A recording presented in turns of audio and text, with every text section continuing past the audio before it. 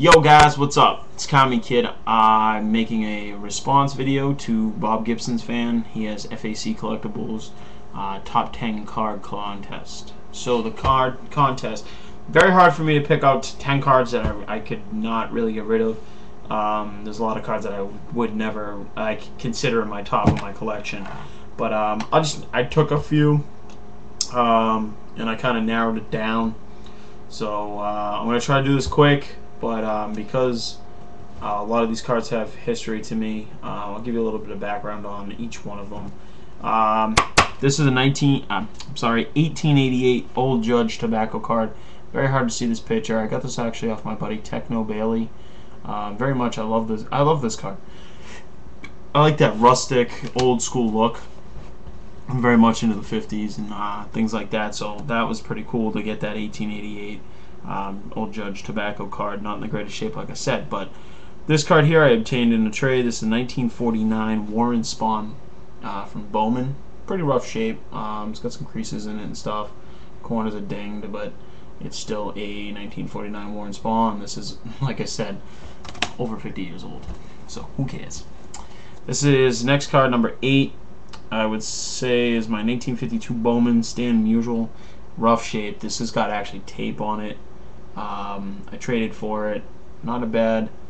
Still a Stan Musial to me, so I don't really care about the tape. A lot of people, you know, collectors would be like, "Oh, I don't want that card. It's got tape on it." I don't care. It's a Stan Musial, and it's from 1952. My next card, number 7, is my 1956 Jackie Robinson. It was my first Jackie Robinson card that I ever bought. And for you guys that don't know who Jackie Robinson is, you should not be collecting baseball cards. Everybody that if you're a true baseball fan, baseball card collector or something, you should definitely have one of these cards, Jackie Robinson card, in your collection. I don't care.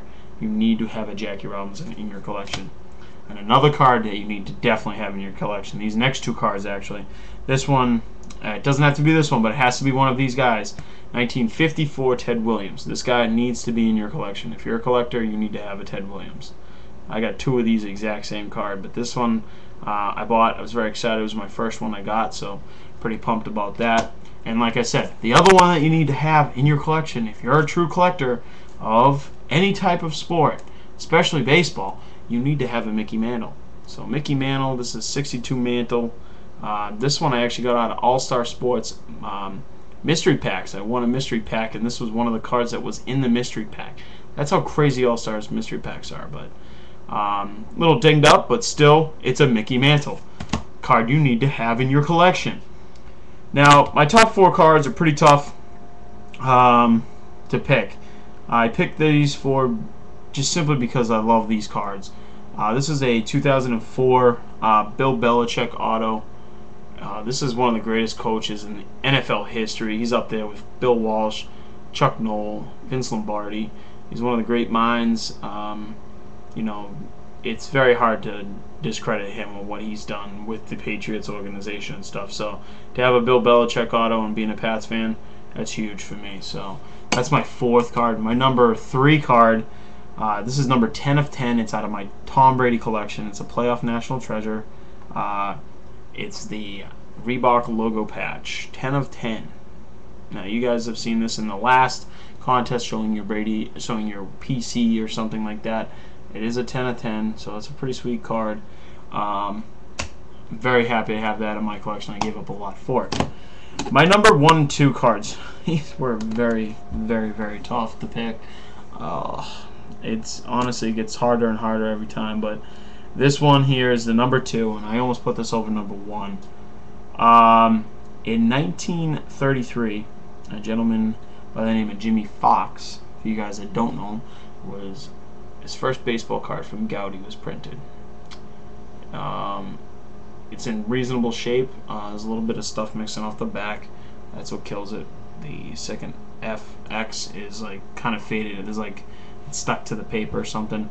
But you know what? It's still a Jimmy Fox card. I was very happy when I bought this. And if you guys don't know who Jimmy Fox is, you guys really need to check it out. Again, that's the Jimmy Fox. It's number 2. My number 1 card, and the reason why I picked this one number 1 overall, is because I pulled this personally, and I went crazy when I pulled it. I've had a lot of offers on this. A lot